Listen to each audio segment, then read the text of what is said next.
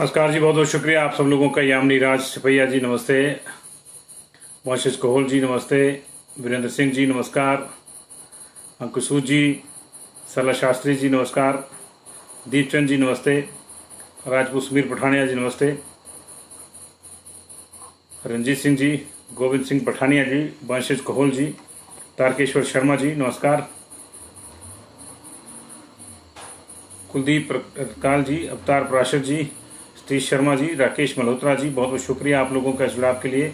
अनिल समोनी, सपना ठाकुर, यशपाल राव, महेश कश्यप जी, जीतराम चंदेल जी, जगन्नाथ जी, अनु देवगन, चौधरी संजीव, बगटा ठाकुर, राजेश गंगोत्रा जी, रूपलाल जी, दयाल राजपूत जी, गौतम प्रधान जी नमस्ते, युद्धवीर शर्मा जी, छोटू मड़कन जी, बड़े दिनों बाद आए आप छोटू मड़कन जी, पवन शर्मा जी, नसीब ठाकुर जी, सुप्रिया शांडिल जी, त्रिलोकचंद जी, रवि कुमार जी, रोशन मालपा जी, अनिरुद्ध गुलेरिया जी, रविकांत जी, प्रिया शर्मा जी, मंजीत सैनी जी नमस्ते, अनु डोगरा, शीतल ठाकुर, दीवान चंद, भगीरथ जी नमस्कार, बहुत बहुत शुक्रिया आप लोगों का जुड़ाव के लिए जी। विजय भंडारी जी, अनिल कुमार अनिल जी, मुनीश कुमार जी, विनोद बालिया जी, बहुत से लोग जुड़ गए हैं। जल्दी से जल्दी जुड़ जाइए। सोमवार से यानी कल से जो अगला अनलॉक का चरण शुरू हो रहा है उसमें क्या क्या होगा, क्या क्या बंदिशें हटेंगी, क्या क्या रहेंगी, इसकी जानकारी देंगे आपको, एक्सक्लूसिव जानकारी देंगे। और कल से एक बड़ा वैक्सीनेशन ड्राइव शुरू हो रहा है उसकी बात करेंगे, लेकिन साथ में यह भी बताएंगे कि क्यों केंद्र और राज्य सरकारें कोविड डेथ का मुआवजा देने से हाथ खींच रही हैं, क्यों वो मुआवजा नहीं देना चाहती, ऐसा क्या क्या वजह है उसकी। और ये सुप्रीम कोर्ट में सेंट्रल गवर्नमेंट ने हल्फनामा दायर किया कि वो मुआवजा नहीं दे सकते। तो इससे बड़ा झटका लगेगा उन लोगों को जिनके घरों के चिराग असमय इस कोविड ने बुझा दिए हैं। उधर सुक्खू ने कोविड डेथ का ऑडिट मांगा है, ये भी दिलचस्प खबर है, इस पर भी चर्चा करेंगे। और एक खबर दिन भर से वायरल हो रही है कि एचआरटीसी कल से 220 रूट कम कर रही है। इस खबर के लिए हम आपको बता दें कि ये रूट कम नहीं होंगे, ये महज एक कोरी अफवाह है। ये व्हाट्सएप यूनिवर्सिटी और फेसबुक कॉलेज ऑफ नॉलेज की खबर है और इसका हमने आधिकारिक रूप से हमारी अधिकारियों से बात हुई है, कोई रूट एचआरटीसी के कम नहीं हो रहे हैं। ये खबर बिल्कुल कोरी अफवाह है। हालांकि ये अलग बात है कि अभी इंटरस्टेट बसेस नहीं चल पाएंगी और आपने अगर चंडीगढ़ जाना है तो आपको महंगे दामों पर टैक्सी वो भी शेयर में करनी पड़ेगी, जबकि बाहर से धड़ाधड़ बड़ी बड़ी गाड़ियों वाले लोग आकर रोहतांग को रौंद रहे हैं। लेकिन क्योंकि आप गरीब बाप के बेटे हैं इसलिए अभी आपको इंटरस्टेट बस की सुविधा सरकार नहीं देगी। आप अपने जिले में ही घूमिए, बाहर आपको जाना है तो 3000, 2000, 5000 जो जिसका दिल करता है मौके के हिसाब से चौका लगता है और उतने पैसे देकर आप जो है चंडीगढ़ या दूसरी जगह जाइए अगर आपको नौकरी पेशे पे, अगर आप वहां कहीं बाहर हैं या आपको जरूरी जाना है। तो ये समस्या इस वक्त की है। हालांकि कोई बड़ी बात नहीं है, सरकार चाहती तो चंडीगढ़ के लिए बस चला सकती थी, दिल्ली के लिए भले न चलाए, दिल्ली से चंडीगढ़ से दिल्ली के लिए चल रही हैं, लोग उनकी भी उनका जो है लाभ उठा सकते हैं। लेकिन चंडीगढ़ तक बस चला सकती थी सरकार शिमला से, क्योंकि वो और जरूरी नहीं है कि ड्राइवर को वहां, आप दिल्ली के जो है दोनों तरफ के रूट चला दीजिए, जाएगी वापस आएगी, जाएगी वापस आएगी, जाएगी वापस आएगी, आप ये चला सकते थे। ऊना से आप शिमला बाया चंडीगढ़ चला सकते थे। लेकिन बात यही है कि आपको आम आदमी को लाभ पहले देना है या खास आदमी को जो फर करता हूटर बजाता आता है और नाके पे भी लड़ता है कि मैंने 30 रुपए भी नहीं देने हैं, उसके लिए भी लड़ता है, ऐसे लोगों को आपने सहूलियत देनी है। तय आपने करना है, सरकार आपकी है, आपने तय करना है, जो आप कहेंगे वो हमको मानना पड़ेगा। लेकिन सवाल है, ये सवाल है, बातों ही बातों में आया था। तो चलिए खबरें शुरू करते हैं जी। कल से पब्लिक लाइब्रेरीज खुल जाएंगी, चाहे वो शिमला की है स्टेट लाइब्रेरी, चाहे बाकी जगहों पे जहां जहां पब्लिक लाइब्रेरीज हैं वो खुल जाएंगी। 50% एसओपी के आधार पर इनको चलेगा, 50% के आधार पर ये खुलेंगी। ऐसा इसलिए क्योंकि प्रतियोगी परीक्षाओं की तैयारी करने वाले बहुत से छात्रों ने शिक्षा विभाग को और सरकार को इस लेकर सरकार को ये गुहार लगाई थी कि इन लाइब्रेरीज को खोला जाए, क्योंकि जो प्रतियोगी परीक्षाओं की तैयारी कर रहे हैं लोग वो बच्चे इतने सक्षम नहीं होते कि हर किताब खुद खरीद लें। ऐसी स्थिति में लाइब्रेरी में उनके पास मैगजीन्स, करंट अफेयर्स के दूसरी मैगजीन्स, रसाले और अखबारें सारी एक साथ मिलती हैं और उससे वो अपनी तैयारी करके जो है अपने बेहतर तैयारी कर सकते हैं। तो इसके लिहाज से कल से लाइब्रेरीज खुल रही हैं और बुधवार से सभी मेडिकल कॉलेज भी खुल जाएंगे। मेडिकल, डेंटल और आयुर्वेदिक कॉलेज सभी खुल जाएंगे बुधवार से 23 तारीख से, और 28 तारीख से नर्सिंग और फार्मेसी के जो दूसरे कॉलेज है वो खुल जाएंगे जी। ये जो है मामला रहेगा। हालांकि क्योंकि अभी बैठक कैबिनेट की नहीं हो पाई जिसको होना था, तो अभी जो पुरानी व्यवस्था है आपकी, जो पुराना आपका जो कर्फ्यू है वो अभी जारी रहेगा जी।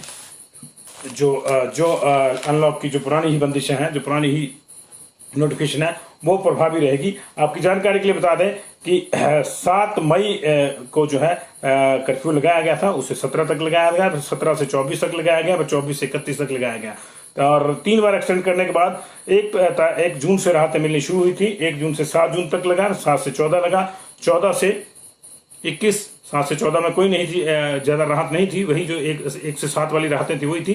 14 से 21 में जो है राहतें मिली, बाजार का समय बढ़ा और सभी दुकानों को सोमवार से शुक्रवार खोला गया। लेकिन अभी 21 को लेकर जो है माना जा रहा था कि पिछले कल बैठक होगी कैबिनेट की, लेकिन कैबिनेट की बैठक नहीं हुई है। और इस बार आपने ध्यान नहीं दिया होगा, जो 14 से 21 लगी थी उसमें लिखा गया था कि टिल फर्दर ऑर्डर्स। ऐसी स्थिति में अब जब अगली कैबिनेट की बैठक होगी उसके बाद डिसाइड किया जाएगा। ये माना जा रहा है कि अभी कैबिनेट की बैठक इतनी जल्दी नहीं होने वाली, क्योंकि कुछ केंद्रीय नेताओं के कार्यक्रम हैं उनको भी देखना होगा और अभी इतनी जल्दी होनी। तो इसका मतलब यह है कि 1 हफ्ते तक पुरानी जो व्यवस्था है वो लागू रह सकती है, यानी नया कुछ नहीं खुलेगा सिवाय medical colleges, pharmacy colleges, nursing colleges के अलावा कुछ नहीं खुलेगा। और ये लाइब्रेरी है इनको खोला जा रहा है। बाकी मंदिर खोलने पर अभी कोई फैसला नहीं हो पाएगा, अभी जब तक कैबिनेट अगली नहीं बैठती है, और ना ही इंटरस्टेट बसें चलाने पर कोई फैसला हो पाएगा, जिससे हमने चर्चा करी। अभी 1500 रूटों पर HRTC अपनी बसें चला रही है। प्रदेश के भीतर ये चलती रहेंगी, लेकिन बाहर के लिए अभी बस सेवा के लिए आपको इंतजार करना पड़ेगा। इतना जरूर है कि आज संडे था और संडे को HRTC ऑलमोस्ट आधी बसें चलाता है। आज 673 रूट चले हैं, लेकिन इसको लेकर एक अफवाह फैल गई कि कल से HRTC अपने 222 रूट बंद कर रहा है। ऐसा नहीं है। हमारी ये भी HRTC के अधिकारियों से बात हुई है और उनके GM लेवल के जो अधिकारी हैं उनसे हमारी बात हुई है, उनके जो MD है उनसे भी हमारी बात हुई है।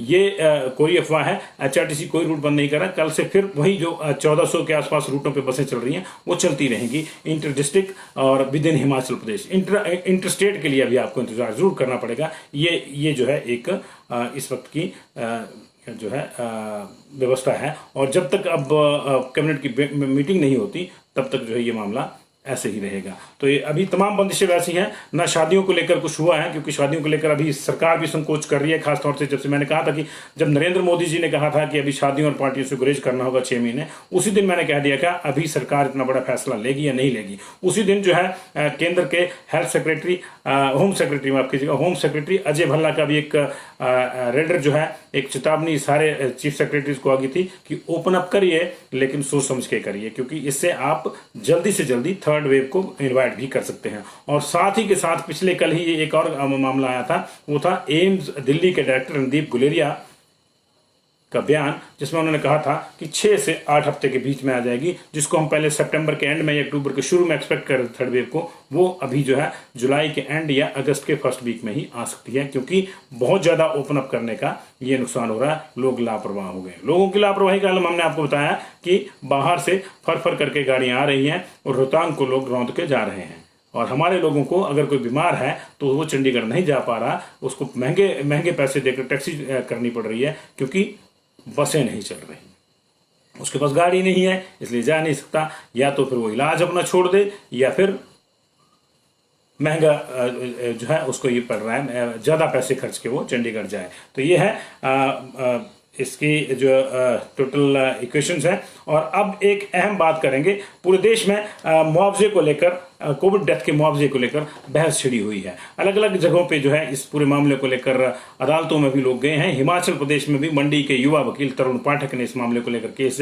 दायर किया था हाई कोर्ट में। अभी वो दिल्ली के ऊपर उसकी नजर है, जाहिर है, क्योंकि सारे मामले क्लब होते हैं इस तरह के। तो दिल्ली में सुनवाई चल रही है और आज सुप्रीम कोर्ट में, पिछले कल सुप्रीम कोर्ट में जो है सरकार ने एक हल्फनामा दिया है कि वह कोविड से होने वाली मौतों पर 4 लाख रुपए का मुआवजा नहीं दे सकती।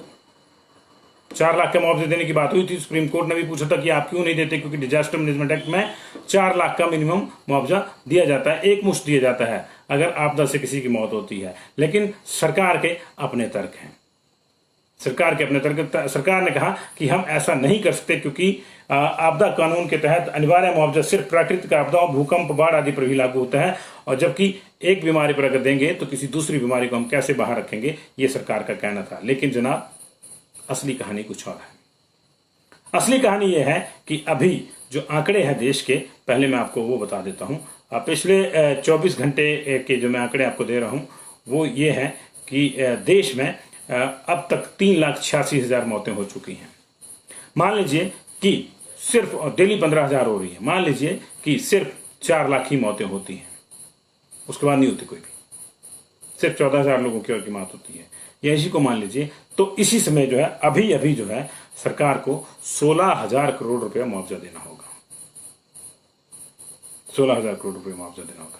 हिमाचल प्रदेश में 3,000 से ज्यादा डेथ हो चुकी है। ऐसी स्थिति में 120 करोड़ रुपए का मुआवजा 4 लाख की दर से हिमाचल सरकार को देना होगा। इसी चीज को लेकर केंद्र सरकार और राज्य जो है उनके हाथ पांव फूले हुए हैं। केंद्र सरकार का यही कहना है कि अब तक 3,85,000 से ज्यादा लोगों की जान जा चुकी है, यह आंकड़ा और बढ़ सकता है, निश्चित तौर से बढ़ेगा। तभी मैंने कहा कि चलिए मान लीजिए कि 4 लाख ही होती है तो 16,000 करोड़ रुपए का जो है मुआवजा देना पड़ता है। ऐसी स्थिति में मुआवजा देने से कोरोना के खिलाफ लड़ाई और स्वास्थ्य पर किए जा रहे खर्च जो है उसमें कटौती हो जाएगी। पैसे नहीं है सरकार के पास, ये सरकार का कहना। असली मामला ये है, इस समय केंद्र और राज्यों को राजस्व कम मिल रहा है। ऐसे में कोरोना से मौतों के लिए 4-4 लाख रुपए का भुगतान करना बहुत कठिन है। राज्यों को इसके लिए कहा गया तो आपदा प्रबंधन के दूसरे काम राज्यों में औंधे हो जाएंगे। ये सरकार ने तर्क दिया। आपने 183 पेज का हल्फनामा दिया जी सरकार ने, उसमें ये कहा है उन्होंने। तो उन्होंने कहा है कि state disaster response fund SDRF से जो है इस तरह का भुगतान होता है और राज्यों को उसमें एक मुश्त राशि दी जाती है, तय राशि दी जाती है। अगर उसमें से पैसा देना होगा तो ये सारा पैसा जो है कोविड डेथ पे ही चला जाएगा, जबकि कोर्ट ने कहा था कि आपको देना चाहिए। तो ये मामला है। इस वित्तीय वर्ष में राज्यों को 22,184 करोड़ रुपए SDRF के तहत दिए गए हैं और इसका एक बड़ा हिस्सा जो है कोरोना से लड़ने में खर्च हो रहा है। ऐसी स्थिति में अगर मुआवजा देना पड़ता है तो जाहिर ऐसी फंड से जाएगा, तो फिर उसका असर कोविड से लड़ने में पड़ेगा। और केंद्र ने 1,75 लाख करोड़ का ये 1.25 लाख करोड़ का प्रधानमंत्री गरीब कल्याण पैकेज भी घोषित किया है। इसमें गरीबों को मुफ्त राशन के अलावा वृद्ध, दिव्यांग, असमर्थ महिलाओं को सीधे पैसे देने और 22.12 लाख फ्रंटलाइन कोरोना वर्कर्स को 50 लाख रुपए का इंश्योरेंस कवर देने जैसी बातें भी शामिल हैं। ये अलग बात है कि हमारे यहाँ जो फ्रंटलाइन वर्कर्स की मौत हुई है उसको अभी तक 50 लाख का मुआवजा जारी नहीं हुआ। ये मैं आपको जो लेटेस्ट मामला बता रहा हूँ, IGMC में एक स्टाफ नर्स की मृत्यु हो गई थी, वो ड्यूटी पर संक्रमण का शिकार हुई, उनकी डेथ होगी, लेकिन अभी भी उनको मुआवजे का को पता नहीं है कि मिलता है कि नहीं मिलता है। इससे मनोबल गिरता है। ये है, तो ये पूरा मामला है। असली कहानी यही है कि मुआवजा दिया तो केंद्र और राज्य कंगाल हो जाएंगे, ऐसा कहना है। 183 पेज का हल्फनामा सुप्रीम कोर्ट में दायर किया है केंद्र सरकार ने, जिसके कुछ अंश अब जो है वो बाहर आए हैं आज। तो ये एक तरह से हम कह सकते हैं कि कोविड डेथ का मुआवजा सरकार नहीं देना चाहती है। अब बात कर लेते हैं जी, बंदिशों की बात हो गई, कोविड डेथ के मुआवजे की बात होगी। अब कल से महाअभियान चल रहा है वैक्सीन का, वैक्सीनेशन का महाअभियान चल रहा है। कल से डेली 1 लाख लोगों को टीका लगाया जाएगा 18 से 44 साल वालों के लिए। 809 सेंटर इसके लिए बनाए गए हैं। 724 सेंटर इसमें से ग्रामीण क्षेत्रों में है और बाकी सेंटर जो है वो शहरी क्षेत्रों में। 1 लाख लोगों को डेली वैक्सीनेट किया जाएगा और इसके लिए जो है पूरा स्टाफ भी लगा दिया गया है। और पिछले एक हफ्ते में मैं आपको बता दूं, 18 से 44 साल के जो हैं एक हफ्ते में 2.92 लाख 2,92,000 यानी लगभग 3 लाख लोगों को वैक्सीनेट किया जाएगा। लेकिन अगले 3 दिन में 3 लाख हो जाएंगे। तो ये देखिए डबल स्पीड हो जाएगी एक तरह से। डेली 1 लाख को टारगेट रखा गया। हालांकि हफ्ते में सिर्फ 3 दिन 18 से 44 वालों को वैक्सीन लगेगी। पहले दिन सोम, मंगल और बुध को, वीर, शुक्र और शनिवार को 45 प्लस वाले वो लोग जिनको पहली डोज लगनी है या जिनको दूसरी डोज लगनी है या फ्रंटलाइन वॉरियर्स या जो फ्रंटलाइन वर्कर्स हैं, हेल्थ वर्कर्स हैं या दूसरे प्रायोरिटी ग्रुप्स हैं, उनको लगेगी। वीर, शुक्र, शनिवार को उनको लगेगी। ग्रामीण क्षेत्रों में आपको रजिस्ट्रेशन नहीं करवानी होगी 18 से 44 के लिए। लेकिन अगर आप नोटिफाइड एरिया कमेटी में है, नगर पंचायत के एरिया में है या नगर निगम में है, नगर परिषद के एरिया में है, तो आपको प्री बुकिंग ही करवानी पड़ेगी और उसके आधार पर ही आपको टीका लगेगा। लेकिन ग्रामीण क्षेत्रों में आपको ऑन साइट रजिस्टर करके टीका लगाया जाएगा। 809 टीकाकरण केंद्र स्थापित किए गए हैं, 724 ग्रामीण क्षेत्रों में है, 85 टीकाकरण केंद्र जो है वो शहरी क्षेत्रों में है। और स्थिति ऐसी है कि अब PHC, CHC, डिस्पेंसरी के अलावा कई जगहों पर पंचायत घर और सामुदायिक भवनों में भी टीकाकरण की व्यवस्था की गई है। 1-2 दिन में ये व्यवस्था और सुदृढ़ हो जाएगी और माना जा रहा है कि 1000 सेंटर जो है अगले हफ्ते तक सक्रिय कर दिए जाएंगे। और टारगेट यही है कि 1 महीने के भीतर भीतर जो हमारा बड़ा ग्रुप बचा है 30 लाख का, उसको वैक्सीनेट करना है। तो ओवरऑल 55 लाख लोगों को वैक्सीनेट करने का टारगेट हिमाचल सरकार का है, यानी 1 करोड़ 10 लाख डोजेज चाहिए होंगी। अभी इस वक्त तक जो है 27 लाख लोगों को पहली या दूसरी डोज लग चुकी है, 24 लाख लोगों को पहली लग चुकी है, 3 लाख लोग ऐसे हैं, 23 लाख को पहली लग चुकी है और 1 डोज लग चुकी है। 4 लाख लोग ऐसे हैं जिनको 2 डोजेज लग चुकी हैं। तो 27 लाख लोगों को हाफ वैक्सीनेट या फुल वैक्सीनेट किया जा चुका है। लेकिन आने वाले समय में लगभग 1 महीने के भीतर सभी को फर्स्ट डोज से वैक्सीनेट करने का टारगेट रखा गया है। खासतौर से अब ये जो 30 से 32 लाख का पॉपुलेशन 18 से 44 वाला है, उसको लेकर जो है ये सारे प्रबंध किए गए हैं। एक बार फिर से आपको बता दूं, ग्रामीण क्षेत्रों में कहीं भी अब प्री बुकिंग की आपको जरूरत नहीं पड़ेगी। आप जाइए और इंजेक्शन लगवा के आइए। तो ये जो है लेकिन शहरी क्षेत्र के जो लोग हैं उनको अगर प्री बुकिंग नहीं है तो उनको दिक्कत आएगी। तो ये कल से एक बड़ा अभियान शुरू हो रहा है। प्रधानमंत्री राष्ट्र के नाम सुबह 6:30 के बीच में जो है संबोधन भी देंगे इसको लेकर। हालांकि वो जो है वो योगा डे के बहाने से होगा, लेकिन निश्चित तौर पे इंटरनेशनल योगा डे के बहाने ही जो है हम लोग जो है कल से बड़ा वैक्सीनेशन ड्राइव पूरे देश में शुरू कर रहे हैं और हमारे प्रदेश में भी शुरू हो रहा है। उसका थीम भी जो है हेल्थ एंड वेलनेस है, कल के जो योगा डे है उसका जी। तो ये है। इसी बीच में पूर्व कांग्रेस अध्यक्ष और नादौन के विधायक सुखविंदर सुक्खू ने एक बड़ी इंपॉर्टेंट बहस को छेड़ा है। पूरे देश में कांग्रेस, विपक्ष और तमाम लोग, इवन दुनिया के बाकी अखबारों में भी अगर आप देखें तो ये चीजें सामने आ रही हैं कि भारत में कोविड से हुई डेथ का नंबर छुपाया गया है और कम किया गया है। कोविड की डेथ को कम करके आंका गया है, उनको दर्ज नहीं किया गया। लेकिन हिमाचल प्रदेश में पूर्व कांग्रेस अध्यक्ष और नादौन के विधायक सुखविंदर सुक्खू के मुताबिक यहां ज्यादा दर्ज हो गई है डेथ्स।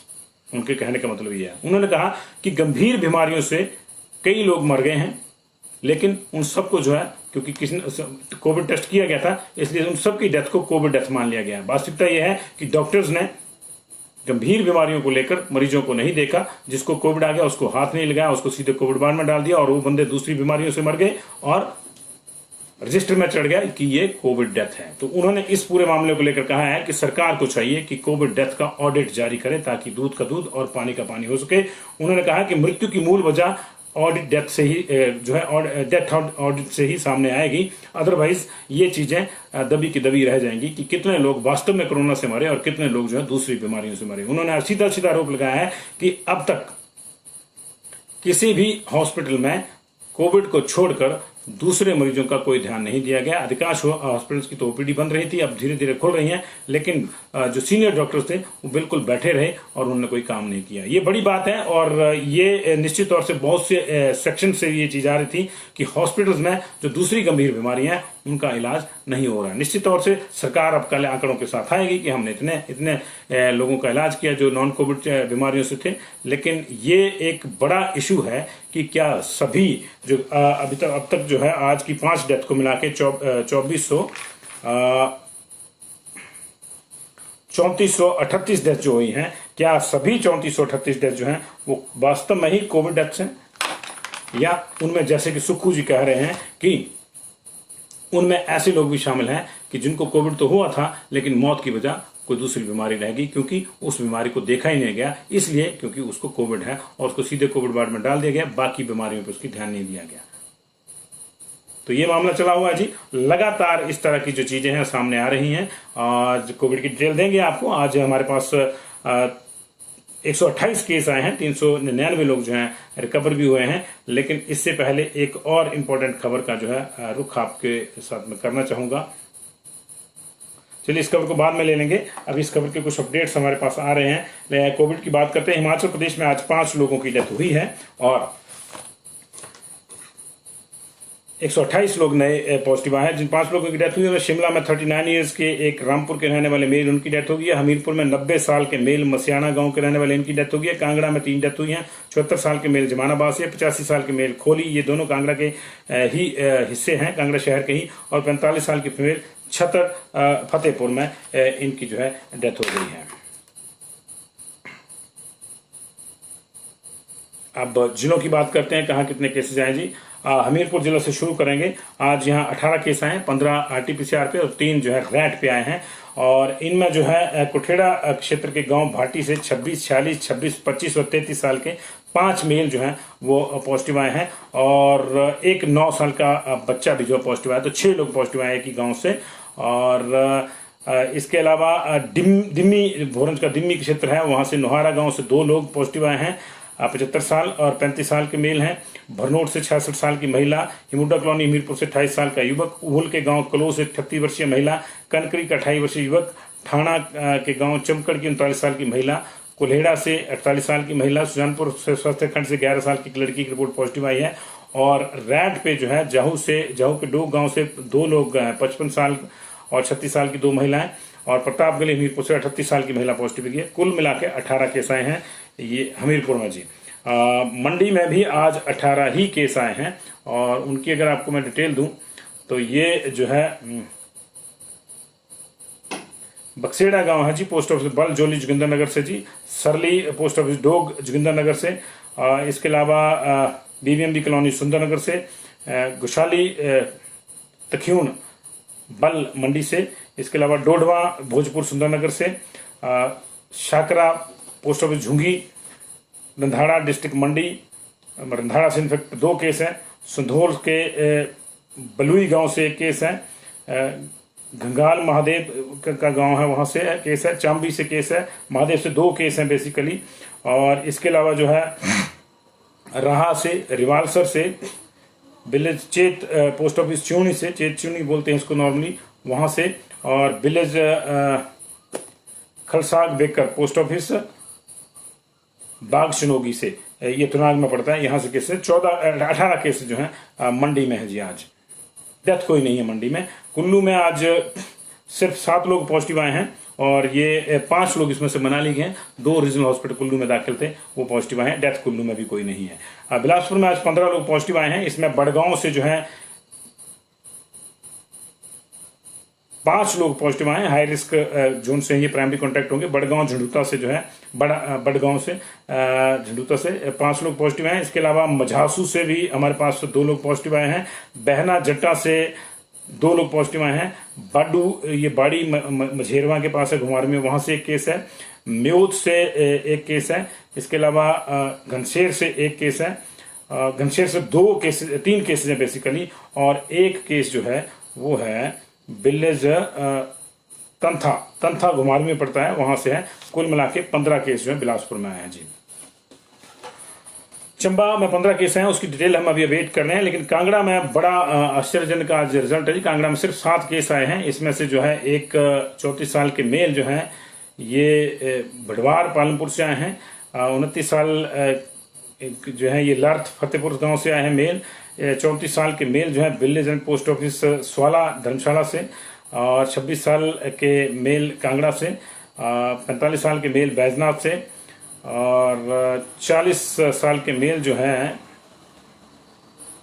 गनलाल टिक्कर पालमपुर से, और 55 साल के मेल जो हैं वो जीएनवी जवाहर नवोदय विद्यालय पपरोला से। सिर्फ 7 केस कांगड़ा से हैं, 3 डेथ हुई है जी। किन्नौर में कोई केस नहीं आया है, लाहौल स्पीति में कोई केस नहीं आया आज, और 27 केस जो हैं वो शिमला में आए हैं। इसकी भी मैं आपको डिटेल देता हूं।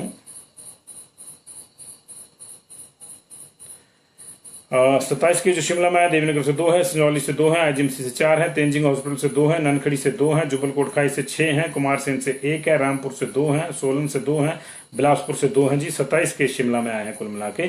सिरमौर में 7 केस आए हैं, इसमें से 5 पाउंटा साहिब के, 2 नाहन के हैं। डेथ यहाँ पे कोई नहीं है। सोलन में 10 केस आए हैं, और इन 10 केसेस में जो है सोलन शहर का एक रैट पे पॉजिटिव आया है, सोलन शहर से 2 लोग बद्दी से पॉजिटिव आए, एक रैट, एक आरटीपीसीआर, 2 लोग नालागढ़ से पॉजिटिव आए हैं, एक एमएमयू से रैट पे पॉजिटिव आया है। नालागढ़ वाले जो है वो दोनों आरटीपीसीआर पे हैं। इसके अलावा जो है हमारे पास अर्की से कोई केस नहीं है, कंडाघाट से कोई केस नहीं है, रामशहर धर्म से कोई केस नहीं, धर्मपुर से 2 केस हैं आरटीपीसीआर पे, कुमारहट्टी से कुछ नहीं जी, बरोटीवाला से 0 केस, चंडी से 0 केस और अरदर्श में 0 केस। 10 लोग आए हैं, 5 रैट पे और 5 आरटीपीसीआर पे। सोलन में भी कोई डेथ नहीं हुई है, सोलन में एक हफ्ते से कोई डेथ नहीं हुई है सोलन शहर में, सोलन जिला में। बाकी जगहों से जो है जरूर इस तरह का मामला हुआ है जी। ऊना में आज सिर्फ 4 केस आए हैं, ये जो है एक ऊना से है, 3 जो है गगरेट और अंब वाले एरिया से, बाकी जगहों से कोई संक्रमण का मामला नहीं आया। हालांकि ऐसा नहीं है कि सैंपलिंग नहीं हुई है, सैंपलिंग हुई है, लेकिन जो 20,000 के आसपास हो रही थी आज उसका आधा हुई है। 10,810 सैंपल हुए हैं, इसमें 7,183 रैट के हैं, 3627 सैंपल जो है वो आरटीपीसीआर है, 666 अभी भी जो है बचते हैं। और जहां जहां बचते हैं उस 57 सैंपल 567 में से बिलासपुर में बचते हैं, 612 622 सैंपल हुए हैं चंबा और हमीरपुर में, 612 और 622, कोई पेंडिंग नहीं है। 2025 सैंपल हुए हैं कांगड़ा में, 35 पेंडिंग है, किन्नौर में कोई सैंपलिंग नहीं हुई आज। 477 सैंपल लिए गए हैं कुल्लू में, 47 अभी भी अवेटेड हैं, 123 लाहौल स्पीति में लिए गए, कोई अवेटेड नहीं, 1750 मंडी में कोई अवेटेड नहीं है, 1440 शिमला में 7 अवेटेड है, 500 सैंपल सिरमौर के सभी अवेटेड हैं, 1204 सोलन में लिए गए सैंपल सभी, उसमें से 20 अवेटेड है, 1514 सैंपल ऊना में कोई अवेटेड नहीं है। एक्चुअली आज संडे का इफेक्ट जो है वो सैंपलिंग पे है और टेस्टिंग पे भी है। अभी जांच नहीं जा रही, टेस्टिंग के साथ साथ जो सैंपल की जो जांच है वो भी धीमी है। 399 लोग जो हैं आज रिकवर हुए हैं, 12 रिकवर हुए बिलासपुर में, एक्टिव केसेस रह गए बिलासपुर में 105, 38 रिकवर हुए हैं चंबा में और एक्टिव केसेस रह गए हैं वहां पे 284। 29 केस रिकवर हुए हैं हमीरपुर में, एक्टिव केसेस रह गए वहां पे 215।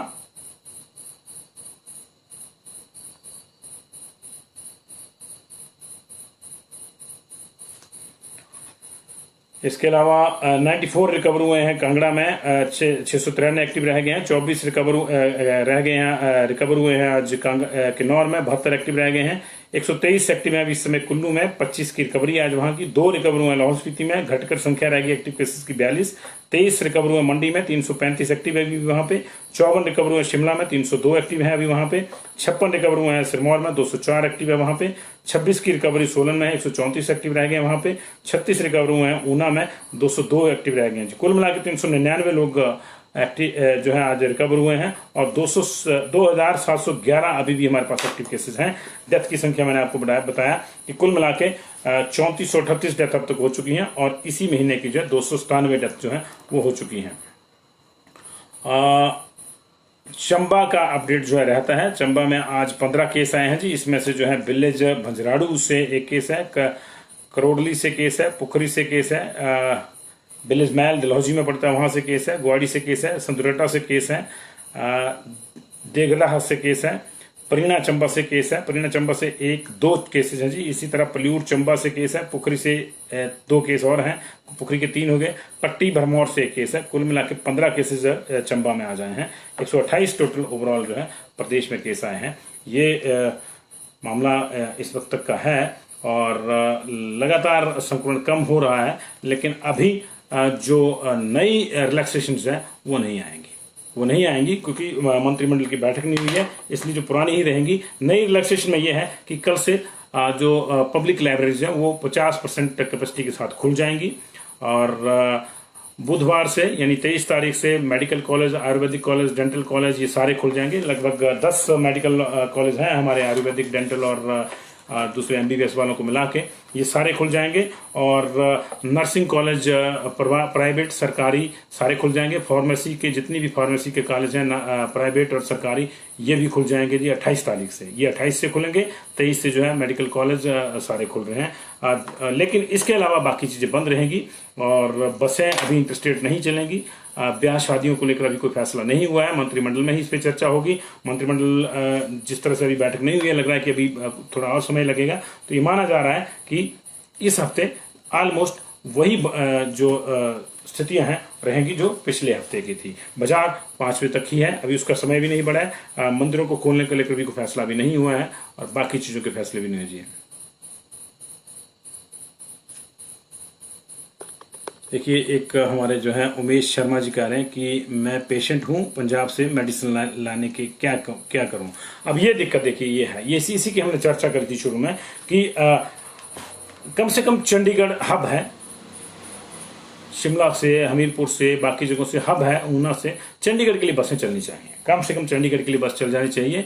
उधर धर्मशाला वाले एरिया से 1-2 बसें जो पठानकोट, क्योंकि बिल्कुल साथ लगते एरिया है, बहुत दूर अंदर आपको ट्रैवल नहीं करना होता दूसरे स्टेट में, इसलिए आप जो है कर सकते हैं इस तरह से कि इससे लोगों को सहूलियत होगी, खासतौर से गरीब को सहूलियत होगी। जिसके पास गाड़ी है वो जा रहा है, उसको कोई रोक टोक नहीं, वो जा भी रहा है और आ भी रहा है। लेकिन पिस कौन रहा है? गरीब आदमी, उसको दिक्कत है।